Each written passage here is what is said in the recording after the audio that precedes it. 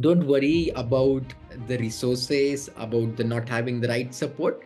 Just have the first steps towards your vision. Even before finding a right to win, you should find your right to play. My piece of advice is love the problem that you're solving. As long as you gather new and useful data, somewhere there you will find a sweet spot that works out. For every LinkedIn that looks like a success story, trust me on this, our WhatsApps looks like a crisis helpline. This year, as Startup India marks its 9th anniversary, one thing is clear: geography and background no longer define what's possible here.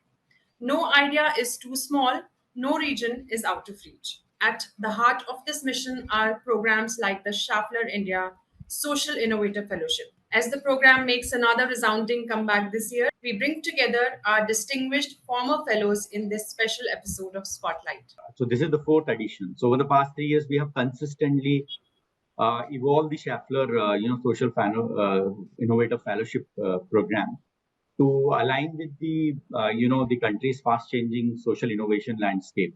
Greater emphasis on scalability, impact measurement, and digital adoption. Leveraging Schaeffler's extensive network and our collaboration with the India Accelerator allows the fellow to access resources and opportunity that otherwise is generally tough for early stage innovators. The fellow receive guidance from some of the country's leading experts in their domain, helping them with everything from business model refinement and a market strategy to building robust impact metrics like diagnostic clinic, the mentoring clinic. It happens one to one with the sectoral expert. And from this year, we have also introduced a customer clinic based on the feedback we have received. From there to actually going to IIM Ahmedabad, experiencing a 3-day mini MBA kind of thing, that was extremely helpful. Even the next day only was the Shark Tank shoot, I remember. And Yes. we went there, it was a 4-day process. We ended up raising funds from Piyush Bansal, Aman Gupta, and Varun Dua, 1 CR. Having a mentorship call with Mr. K. Sriram. He himself is visually impaired, and he has over 17 years of experience in corporate. He was sharing on how our entire process has to be. One thing that we are proud of as a team being inclusive, because we have 35% of our staff who are people with disabilities. This fellowship was one of the support that we got in very early days to do our first pilot. And this was also one of the first recognition in India or in global before even the United Nations recognized us on the global platform. That was the whole model which come out of this fellowship program, and which has been helping to get some revenue for the organization, but which also helping to the small and marginal farmers that we work with. Simplifying regulatory processes and offering incentive for CSR corporate startup collaboration would be highly beneficial. Additionally, building a multi-stakeholder platform where corporates, academia, government, and the social enterprises can work together through the policy if it's developing. So there should be a segment of how the financial and funds should be managed. Many of our new products that are launching or they will be launched, whether they are physical or SaaS platforms, they fall under 18% GST. Of course, if I sell it to normal people, 18% is understandable. But when I do it for a blind, where they don't have paying capacity, it makes a lot more difficult. When a grant is approved, we get all happy and we start amping up our operations or whatever costs. But then the time from approving the grant to it actually coming in the account sometimes takes even up to a year. Either the infrastructure or the ecosystem has to be more developed to support small scale entrepreneurs, because the big scale is there. We aim to deepen support beyond grants, offering structured, incubation, market linkages, and even international exposure. B4S study has been instrumental in extending the reach of the fellowship to the innovators across the length and breadth of the country, including the remote and underrepresented regions as well. This democratization is vital as it brings in the fresh ideas and the perspective and ensures that the fellowship truly support social solutions that are inclusive and contextually relevant.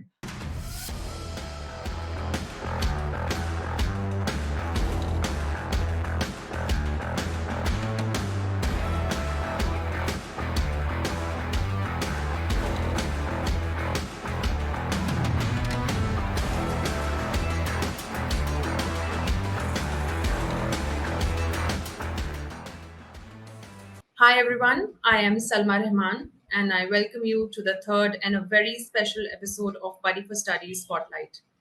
This is not just another conversation, it's a celebration where vision meets action and possibilities surpass postal codes, reminding us how entrepreneurship is sparking change across India. Our theme today, Beyond Boundaries, Democratizing Innovation for India's Next Generation, captures this momentum that's sweeping the nation. In 2025, India has become the world's third largest startup ecosystem, boasting over 125,000 startups and millions of new jobs. The real story runs deeper of bold ideas, growing everywhere, of founders turning local challenges into global opportunities. This year, as Startup India marks its ninth anniversary, one thing is clear: geography and background no longer define what's possible here. No idea is too small, no region is out of reach. Platforms make this progress real.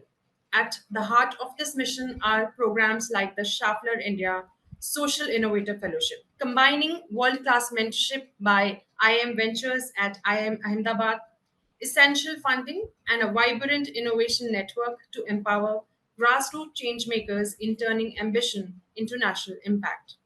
Since 2021, we at Buddy for Study have been proud partners in advancing Schaeffler India's vision of inclusive and sustainable innovation. As the program makes another resounding comeback this year with increased grants and deepened collaborative networks, including India Accelerator, we bring together our distinguished former fellows in this special episode of Spotlight. They will share their experiences, shedding light on how democratizing innovation leads to transformative outcomes that extend beyond individuals to entire communities. A natural choice to lead this conversation is the person under whose stewardship the program has reached its current glory, Mr. Yogesh Kapse, Head of CSR, Schaeffler India. For a formal start, I would like to introduce our alumni. From the 2024 batch, we have Mr. Kaviraj Prithvi, co-founder of UDOT, which is working to make education accessible for visually impaired students with tactile and audio-supported technology. We have Mr. Siddhant Kumar Nishad, founder of Matiyari Technology, developing advanced air filtration and carbon capture solutions to tackle climate change at scale. Mr. Rakshit Jain, co-founder of Agnosis, which is deploying AI to enable accessible early autism detection and interventions in kids. We have Mr. Suket Amin, co-founder of SmartOn, creating accessibility for visually impaired individuals through AI-powered smart glasses and camera vision technology in multiple languages. As special guests, we are honored to have with us from the 2023 batch Mr. Siddhesh Sakore, founder of Agro Rangers, who went on to receive the title of the UN Land Hero and received the Forbes 30 Under 30 Asia nomination for 2025 for his groundbreaking work around land degradation and empowering marginal farmers. We have with us Ms. Aishwarya Karnataki, co-founder and CEO of Glovatrix, which created Fifth Sense, AI-powered smartwatch for the deaf community. She was honored with the WIPO Global Award 2025 in Geneva and has made headlines across several international publications. Our moderator for today's session, as I mentioned, is Mr. Yogesh Kapse, Head of CSR at Schaeffler India, who brings over 20 years of experience with leading corporates and international development agencies. He has spearheaded strategic CSR, sustainability, and rural development projects across India and has been instrumental in aligning Schaeffler's initiatives with the UN Sustainable Development Goals. Before we move on to the discussion with our fellows, I would like to ask Mr. Kapse, how has the Schaeffler India Social Innovator Fellowship Program evolved with the changing entrepreneurial ecosystem, and what makes this year's edition special? Thank you, Salma, for this opportunity. So this is the fourth edition. So over the past 3 years, we have consistently evolved the Schaeffler, Social Innovator Fellowship Program to align with the country's fast-changing social innovation landscape. Initially, the program focused largely was on prototyping and validating the solution But as the ecosystem matured and the market dynamic shifted, we have introduced more robust, business development and go-to-market support for the fellows over the period of time. Including greater emphasis on scalability, impact measurement, and digital adoption. So, we have also expanded our selection criteria to accommodate innovations, innovators working in emerging areas such as climate tech, circular economy, and health tech. So, tapping into a new trend and a market needs, basically, and each edition brings in feedback from mentors, from the fellows, from our ecosystem partners, and that allows us to continuously refine the fellowship structure and outreach, and also to stay relevant in the current landscape. We have also included this year in our network the India Accelerator, which is going to play a significant role as well into the entire fellowship journey. So I think leveraging Schaeffler's extensive network and our collaboration with the India Accelerator allows the fellow to access resources and opportunity that otherwise is generally tough for early stage innovators. So this includes the technical validation, pilot project opportunities, guidance on compliance and manufacturing, and connection with the industry leaders and potential investors that are, very important point of our fellowship program. The industry exposure, help fellows understand market expectations, sharpen their value proposition, and even forge partnership that facilitate scale up. So many of our startup have really got an opportunity to pilot in the real time in the real customer base. Like one of our startup Swachh AI, they got the opportunity through IIMA Venture ecosystem network to experiment their product in Apex Hospital. So that's how they got the in the customer clinic. They are getting those opportunity to experiment is, and I think these are very very crucial and important turning point of any startup or any innovators. It can entirely turn around their product, the quality of the product, their outreach, and the market access. So those are the very important network we are providing that our fellows should leverage. Speaking of the mentorship at IIMA Ventures, Mr. Kapse, can you elaborate on how the mentorship component by the IIMA Ventures added value or adds value to the fellows' journey? Yeah, I'm sure, because the mentorship from IIMA Venture is a critical pillar of our fellowship program, because if you see, most of the unicorn have been to this mentorship program, and they have a really robust ecosystem with them for facilitating the entire growth trajectory. So the fellow receive guidance from some of the country's leading expert in their domain, helping them with everything from business model refinement and a market strategy to building robust impact metrics. So the structured sessions which happens there in this entire mentorship program, like diagnostic clinic, the mentoring clinic, it happens one to one with the sectoral expert. And from this year we have also introduced a customer clinic based on the feedback we have received. So what I feel that this access to high quality mentorship and the real world perspective that often marks the turning point for our fellows, and actually it's enable them to move from problem solver to the impactful social entrepreneur. So it's a big shift this mentorship could provide to, and we have seen the success stories of this in our previous cohort. It's a very very critical pillar of the fellowship. Coming to the fellows, Mr. Kapse, what qualities or outcomes from the innovators so far have left the strongest impression on you? Okay, so all the fellows are amazing and they're doing amazing work. But what consistently impressed me is the passion, resilience, and empathy this innovator demonstrate. So many have a profound understanding of the grassroots challenges and create solution with the local relevance and the potential for scale. If I see NEMA AI or Fifth Sense, they are really creating an access of critical services. Siddhesh working with the farmer, marginal farmer, I mean, if you see Mahesh from Prathlin Eco Solution, he is working with the local municipal corporation, small, and currently his startup is processing more than 1 lakh. 1 ton of waste every day for the municipal corporation. So what I like about them is their openness to collaboration, willingness to pivot based on feedback, and their relentless pursuit of long-term value that have been truly inspirational for me. Yeah. Mr. Kapse, this is again a very crucial question, and one I believe even our alumni would want to be answered. Based on your experience, what policy shifts or ecosystem support, especially through CSR, would most benefit the grassroots innovators in India?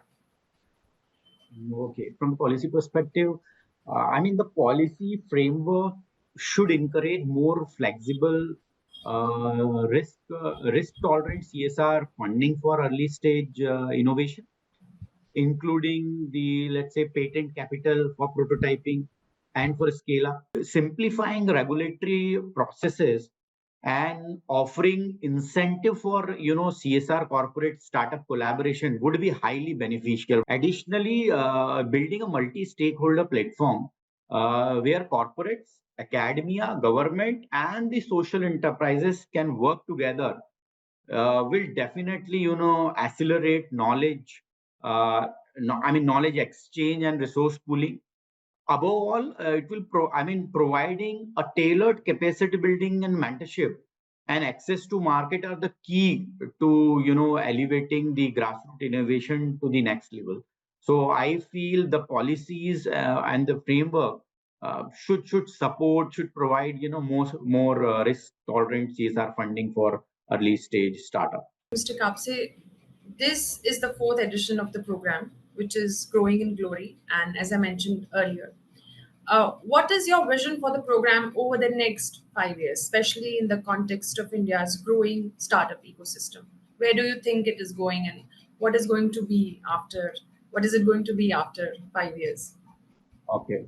So whatever the role we were able to play in the entire ecosystem. So looking ahead, our vision is to establish the Schaeffler Social Innovator Fellowship as a platform of choice for grassroots innovators and the early stage social enterprises across India. We aim to deepen support beyond grants, offering structured, incubation, market linkages, and even international exposure. That is what we envision. We envision fostering a vibrant alumni network and catalyzing more cross-sector collaborations. As India's startup landscape grows, we want to nurture a robust pipeline of social innovations addressing the most pressing development challenges in India, and that too at its scale. So that is what we see this down the line. Definitely, sir. I mean, with every passing year, the opportunities are increasing with the fellowship.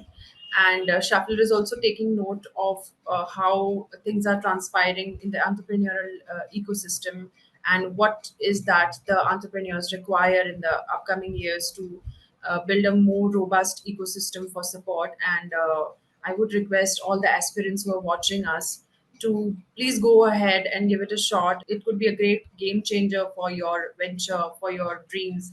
So do go and apply for the Schaeffler India Social Innovator Fellowship. How important is the partnership with organizations like Buddy for Study in democratizing access to the fellow across India's diverse geography? Sure. Buddy for Study has been instrumental in extending the reach of the fellowship to the innovators across the length and breadth of the country, including the remote and underrepresented regions as well. Because Buddy for Study's robust platform ensures a transparent and a fair application process and makes the opportunity accessible to aspiring change makers from the diverse background. This democratization is vital as it brings in the fresh ideas and the perspective and ensures that the fellowship truly support social solutions that are inclusive and contextually relevant. So it's been really instrumental in extending the reach. How do you measure the long term impact of the fellowship? beyond the immediate project outcomes? Okay. So, Salma, I mean, beyond the project delivery, we focus on, sustained journey of our fellows, tracking their progress in terms of enterprise growth, employment generated, follow up and follow on funding what they received, and most importantly, the ripple effects their solution have on the communities or the target group they serve. We stay connected with the alumni to monitor their scaling trajectories. We document the case studies and facilitate ongoing support wherever they need and when it's required. Impact assessment of our program is both, I mean, quantitative and qualitative. So focusing on the behavioral, social, and economic changes catalyzed by this fellowship is what we actually, track and monitor. So this is really instrumental in, for the long-term impact perspective. Thank you, Zarma. So, without any further delay, I would like to invite Mr. Kapsi to lead the conversation with our fellows. Thank you, Salma, for inviting me, and it's really honor and privilege both. This is one of our special, program close to heart of our leadership and us in the entire, CSR portfolio. And we really look after, I mean, this program every year, and would like to hear our fellows how they are progressing, how this program is, helping them or help them, or how we can improve upon them. So without wasting much time, directly come to the questions. Viraj, I would like to hear that, what inspired you to build UDOT? Can you walk us through how this idea took root and the earliest challenges you faced, especially as you choose to forgo, traditional career placement? Can you just throw some light on it? Yeah. Me and my co-founder were going to do something that is impactful and involves very cool technology, because that tech bug had to be scratched. But in our final year, I opted out of placements and I didn't even sit for it, and she rejected a job offer. We didn't really know what we were going to do. Just that we are willing to put enough time to discover the issue, because I think the kind of problems that anybody on this panel is dealing with is something that requires a lot of research and just going on ground and figuring things out. I don't think you can go with a preset problem and solution mapping already. So initially, I think the biggest challenge was, as an engineer, trying to work on a social problem is quite hard, because it has multiple stakeholders and the problem is multidimensional. So we really struggled there. We didn't know how to go about things at all. I think we spent a lot of months just floating around with users and trying to figure things out. Thank you very much, Kaviraj. What you said is exactly, true, because it's been around 2 decades I'm into this sector, and you don't have solution at, at the beginning for everything. You can't build a matrix. Actually, it's evolved over a period of time. If I can recollect, Siddhant, your journey began from, personal suffering due to air pollution in a small town. So can you tell us how did you transform that and the lack of initial resources into the breakthrough that is Matiari technology, what you are trying to build upon? How this transition happened? Can you just throw some light on that? Yeah, sure. Thank you so much, Yogesh, for having this opportunity for me. So basically, this started in late 2020 when I was about to join my college, and I live in a city in Lucknow. It's in Nawaboo Ka Shahar, that's named as.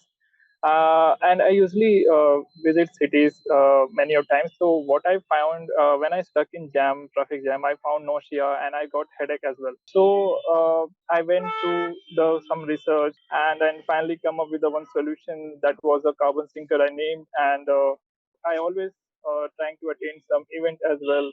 So this all compile things motivated me throughout my college journey, and then awards from IIT Kanpur, Massachusetts Institute of Technology pushed me towards this building this kind of technology and working towards the air pollution. Thank you, Siddhant, for throwing light on that. And what you have really take up is a burning issue across. And I hope, I mean, your technology will reach at certain point where you could be, able to scale it up and able to, pilot it at a certain level. Coming to you, Rakshit, you come from a family deeply, embedded in terms of child care and having the exposure of autism care as well.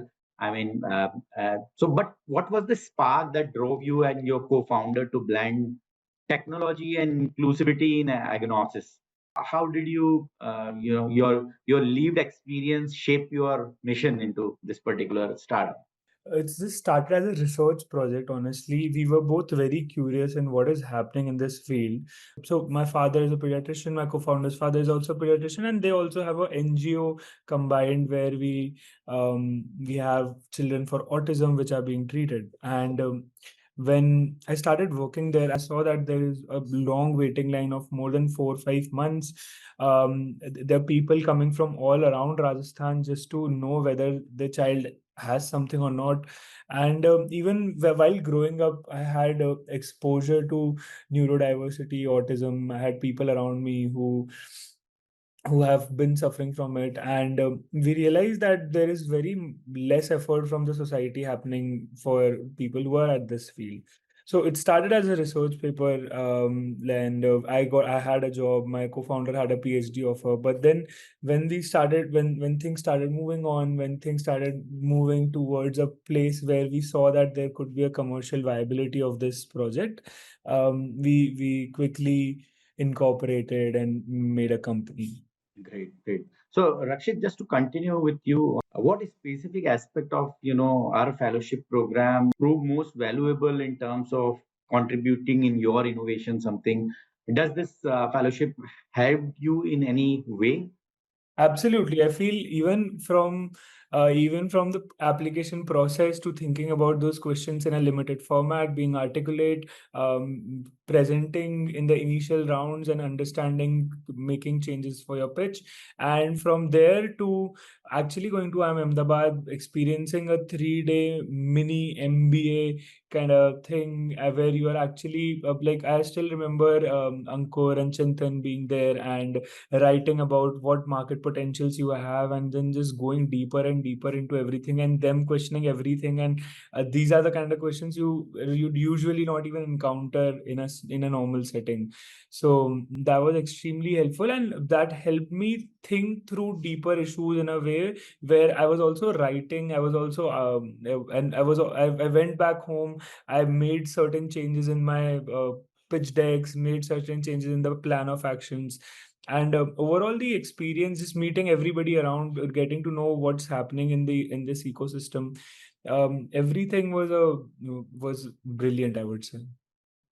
Thanks, Rakshit, for sharing that. So, I mean, same question to you as well. I mean, how did the entire IIMA venture and access to their network, how did it influence your entrepreneurial journey? Could you throw some light on that, Suket? Yes. Like Rakshit, it was a great experience, a lot of learning that has happened. Having a mentorship call with Mr. K. Sriram. He himself is visually impaired, and he has over 17 years of experience in corporate. And we got a chance to have a meeting with him, where he's been mentoring other startup in assistive tech. His corporate experience, and he was sharing on how our entire process has to be, from the way you build your tech, what are the inclusivity that you have to keep in mind from the user perspective, that who is using your product, to his experience of reaching to your product, whether it's your video content that you're pushing through social media or your website, how accessible it should be, how you need to define criteria so that anyone a visual impaired who goes to your site knows about your product much better. And that aspect was very crucial.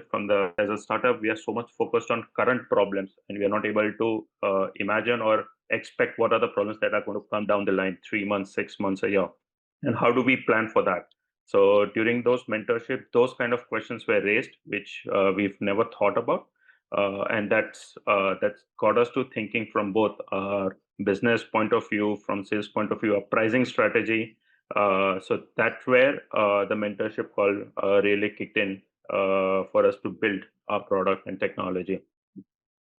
Great. So Suket, if I remember, I mean, if I reconnect my conversation with you during our initial screening time of last year fellowship program, It was really inspiring, if I recollect that, how this COVID-19 pandemic and your personal incidents guided you and the barrier you encountered and building AI-powered assistive technology. So can you just speak little on that as well? Okay. Uh, Pre-COVID, we were building a lot of technologies in camera vision and AI. And one morning, my wife, while going to washroom, she was little half sleepy, and she hit the door and she blacked out. And in that, she screamed. And very casually, I said, "I'll make smart glass for you to see." And that thing struck her, and she, after washing her face, everything was fine. And then she came to me and she woke me up and said, "If we can make this, then why not we make it?" And of course, as a startup, we never wanted to get into the assistive tech because of its own complexity, challenges, and financial issues that come. But yeah, you can't say no to your wife. And she was right.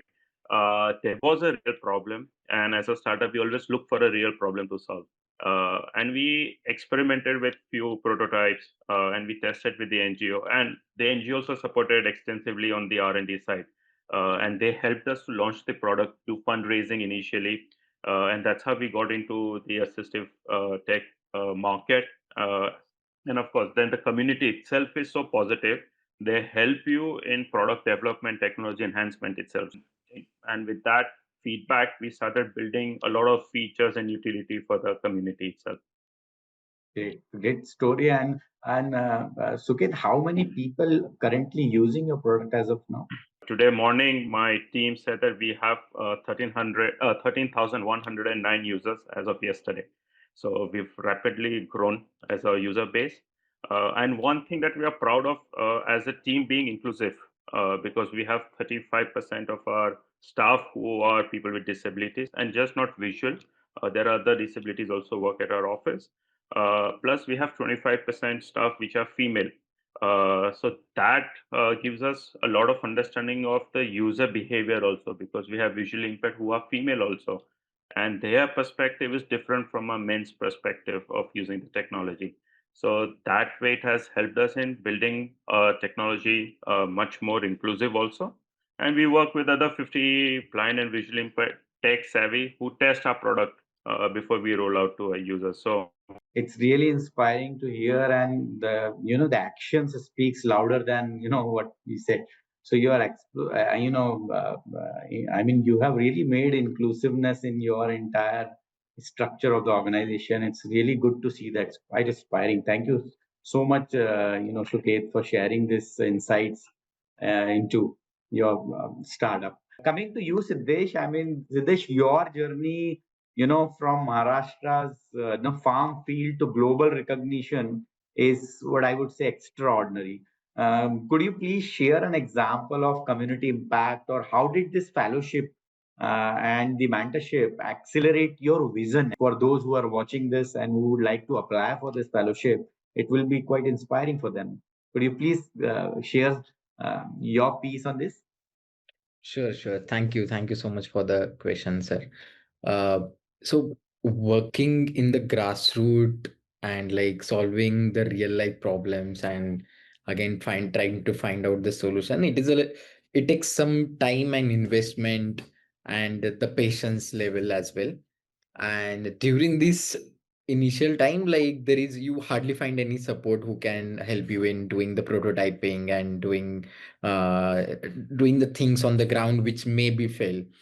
So this fellowship was one of the support that we got in very early days to do our first pilot.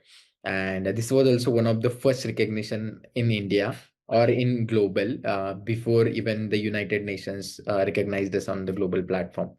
uh, when we applied for the fellowship, one of the area was very important for us to how we make this model sustainable throughout the program. And because we work with farmers, we make their degraded land into agroforestry models, and we improve their soil quality by doing this work. And which is not just improving the soil quality, but which also helps the farmers to have a different revenue streams from different crops, and it basically creates a sustainable income to the farmers. So when we were doing this work, we were really having those insights from the ground, how the soil is improved, how the farmer's income is increased. But the question was how we as an organization can be a sustainable. Because until and unless we own or we are able to have the sustainability in the organization, we will not be able to do this work for a longer time.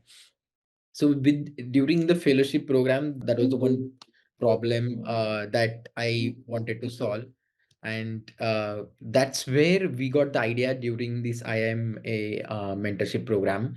Uh, uh, how we can create a revenue model for the organization that can actually sustain our operations and the main work if we have the lack of the funding or if we face any challenges during the implementation. So that was very simple idea. The work that we do was the very similar, but the people that we were working just transformed from farmer to non-farmer. So this has a big potential because now there are so much land which is unused by which is owned by the people who are in the city, who are into the different business or different profession, who don't have enough time and who have the money which they can pay for the services. So we provide services to the people who have the potential to invest in their own land. We charge them, and other side we subsidize it for the small and marginal farmer. So that was the whole model which come out of this fellowship program, and which has been helping to get some revenue for the organization, but which also helping to the small and marginal farmers that we work with, because those same team is going to help the farmers in other way around. So very, very insightful and quite good learnings throughout the program I had. Great. Thank you very much, Siddhesh, for sharing this.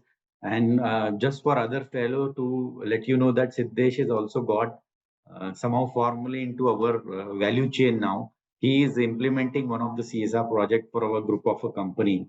So it's wonderful to see Siddhesh from fellowship to becoming our partner in implementing one of our projects. And we are looking forward to more learning and insightful stories out of that project as well. Now coming to Aishwarya. So Aishwarya, I mean, technologies like what Glovatrix, Fifth Sense, smartwatch have proven to be a kind of a game changer for the deep community. So I would just like to understand, because it's been around more than a year and a half now, what measurable impact that has it driven, and how did this fellowship fuel your journey? Absolutely. So, when back in 2023, when we were a part of this program, we had a very killer concept and a somewhat half-baked prototype.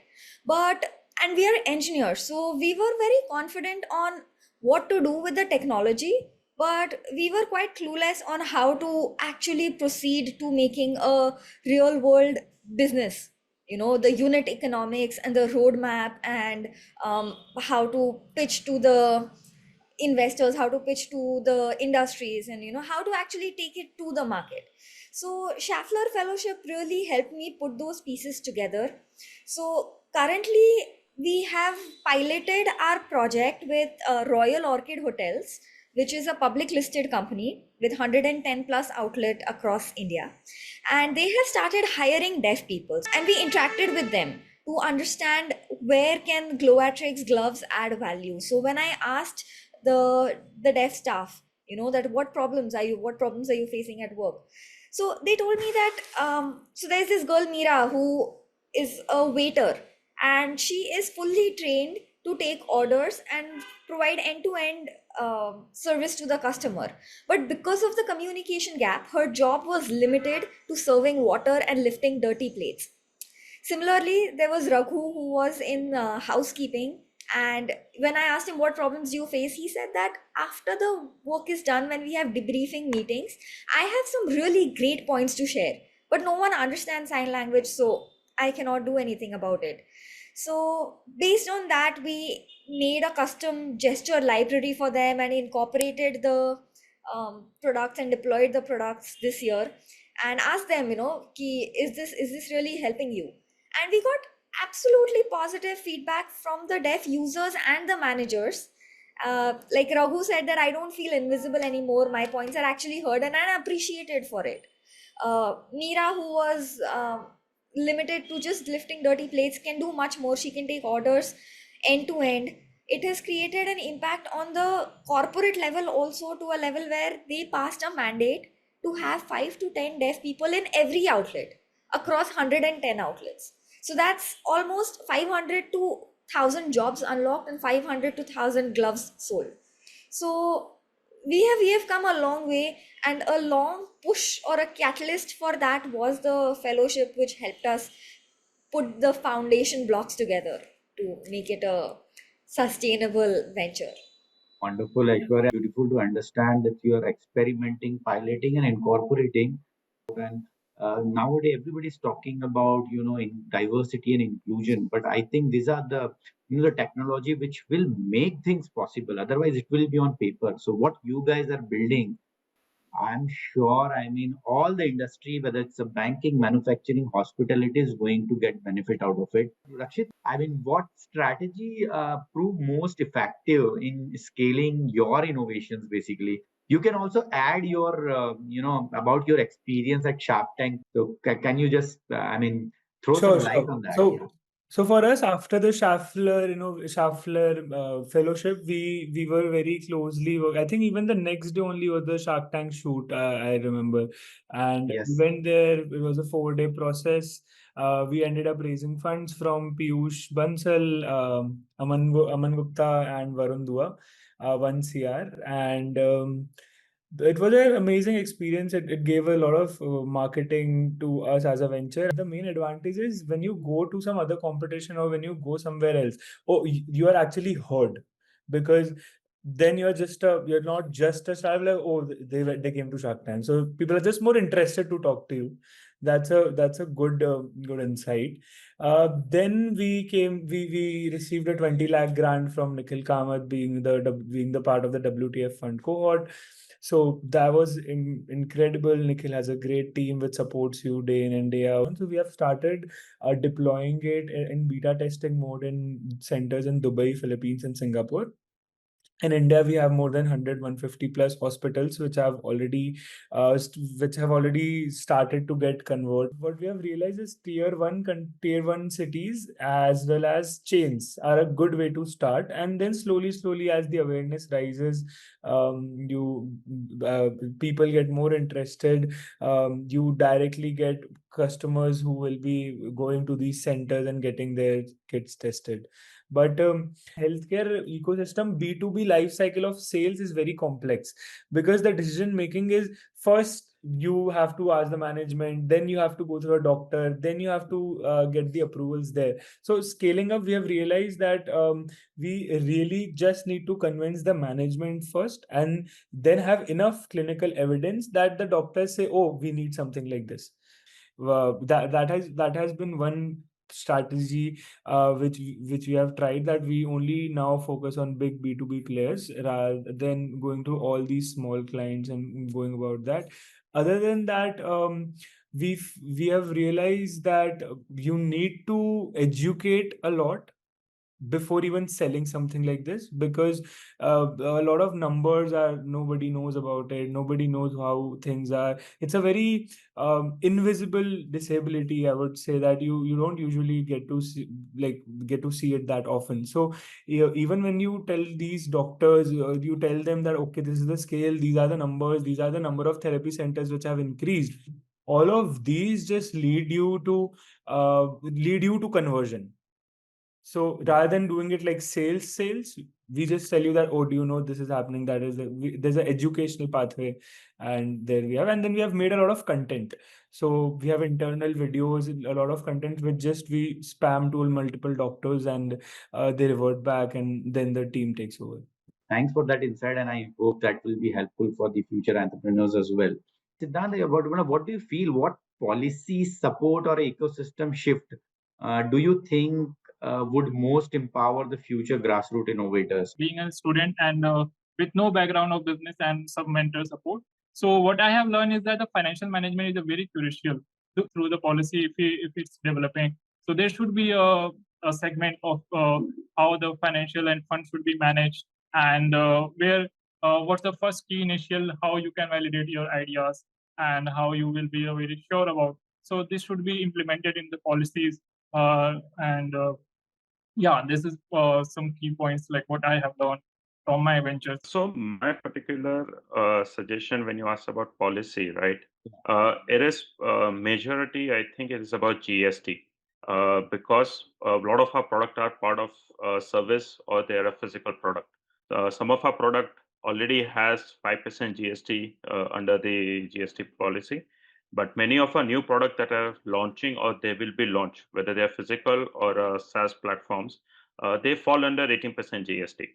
Now, most of our products are under CSR, donation, charity, and 18% is significantly high when you talk about fundraising.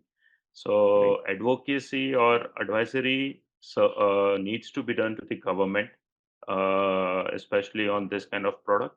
Even if you talk about smart glass, right? For me, it is an 18%. Of course, if I sell it to normal people, 18% is understandable. But when I do it for a blind, where they don't have paying capacity, it makes a lot more difficult. Or my app subscription, which is again at 18%. So even if I'm charging 1,000 rupees, it becomes 1,180, which is still expensive. 180 rupees is also a lot for them. So all this needs to be taken care of. It's very critical point, Suket, and it's really an issue related to the licensing and advocacy with the ministries. And thanks for raising this. We'll take a note of it, and various platform we are meeting with a lot of peoples from the government advisory and board. Definitely, I mean, this could be one of the issue need to be taken up and shared with them. Thanks, Thank you. Suket, for that. Aishwarya, I mean, if you would like to, share your views on like now the post fellowship and a lot of you've been to a lot of other programs as well. How you are sustaining, impact even this post all the programs, and what does the long term changes look like from your perspective? Absolutely. So I have been a part of various different accelerator, incubator programs, and us social innovators, I can proudly say that we are the unofficial R&D department of India. So otherwise, without us, things will look shiny on paper, but it will be empty on the ground. So the government has done a pretty good job in order to put programs in place which are quite easily accessible. There still are some gaps which can be improved. For example, when a grant is approved, we get all happy and we start amping up our operations or whatever costs. But then the time from approving the grant to it actually coming in the account sometimes takes even up to a year. And for a young startup, that 1 year can cost a lot. Matlab, that 1 year can be the difference between actually sustaining, or that startup might not even exist. So there are some schemes which which are great, which is a great initiative, but if they're executed better, it would create a tremendous impact. Another thing, either the infrastructure or the ecosystem has to be more developed to support small scale entrepreneurs, because see, big scale is there.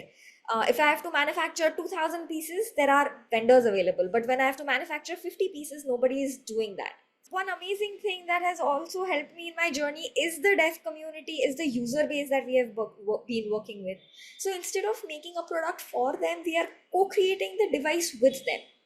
And there have been times where like a grant has been approved and it has not come to our accounts yet, so we don't have the money. So when we don't have the money to, let's say, hire a designer or to hire a coder, we go back to the deaf community and we ask them for support.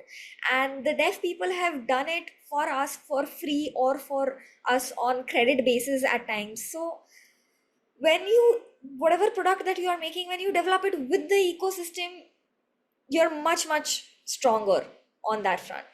We are going toward consolidation, so I would it's kind of a rapid fire and to all of you. So basically your advice to the next generation of entrepreneurs who are started yet to starting their journey, the one line of advice from your journey, your experience.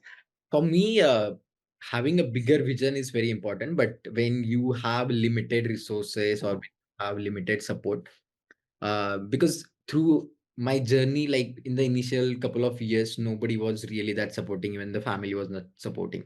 But the first thing that I was like, I was believed in myself to do that work. And the second thing, like I was taking small steps each time. So if you have a big vision and if you take a small steps and having patience with the consistency, it will definitely take you to the right people to support you in your journey, and you will be able to achieve that bigger vision that you have. So don't worry about the resources, about the not having the right support. Just have the first steps towards your vision, and you will see the magic how the universe will bring all the supports to achieve that dream. Things are gonna go bad. Things, we know it is meant to be bad. Why? Like, you need to find your right to win. Even before finding a right to win, you should find your right to play. Like, why do you think you are something who can do something like this? And just keep at it. Like, nothing, like nothing else matters. Just keep going. Everything will get, like, you will figure things out if you have that kind of perseverance in yourself. My piece of advice is love the problem that you're solving. Whatever you do, just get deep dive and get a clarity on the problem that you're trying to solve. The product, the services can come later. That's not a problem. But the problem identification is much, much, much crucial. I'd say that data is gold, and you're not going to get your data on an existing Excel sheet or something. So the only thing you can do is research and experiment. Like Rakshit and multiple people told, keep at it, because as long as you gather new and useful data, somewhere there you'll find a sweet spot that works out. My suggestion should be is that you should know about your customer first. There should be a customer who can validate your product idea. So starting from scratch can be very intimidating in today's social media world, So I want to say that, for every LinkedIn that looks like a success story, trust me on this, our WhatsApps looks like a crisis helpline all the time. So nobody posts about the struggles and the whole jugaad that happens at the back end. It's only the success stories that go out. So don't get disheartened. And entrepreneurship is like 10% idea and 90% of convincing people that you're not crazy. So find those 10% of the people who actually believe in you and build for those people, build a killer product for those people, and it will scale from there instead of trying to build for everyone. With this, I would like to say, a closing remark from mine that, your journey demonstrate that true innovation is born at the crossroad of passion, grit, and collaboration. So fellowship are not just about funding; they are about your peer community, knowledge and faith we build into each other.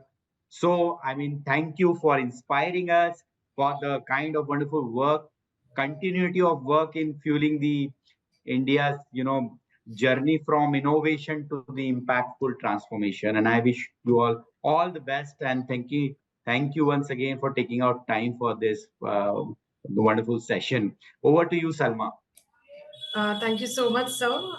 Again, a very heartfelt thank you to our distinguished alumni, and especially Mr. Yogesh Kapse for leading this vibrant and insightful discussion. I must say, I'm really, really happy that we could make this happen. We could bring all of these, superstars of our fellowship program together. To all the inspiring innovators who are watching us, the Schaeffler India Social Innovator Fellowship 2025, with its expanded grant and world-class mentorship at IIM Ventures, IIM Ahmedabad, and a very robust networking opportunities with India Accelerator on board this time, is now open for applications for the next cohort. You can find all the details on the Buddy for Study page. To every aspiring entrepreneur, I would like to say you need to dream beyond boundaries.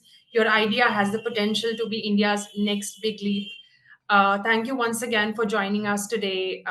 We will see you in the next episode of Spotlight. Goodbye and keep innovating.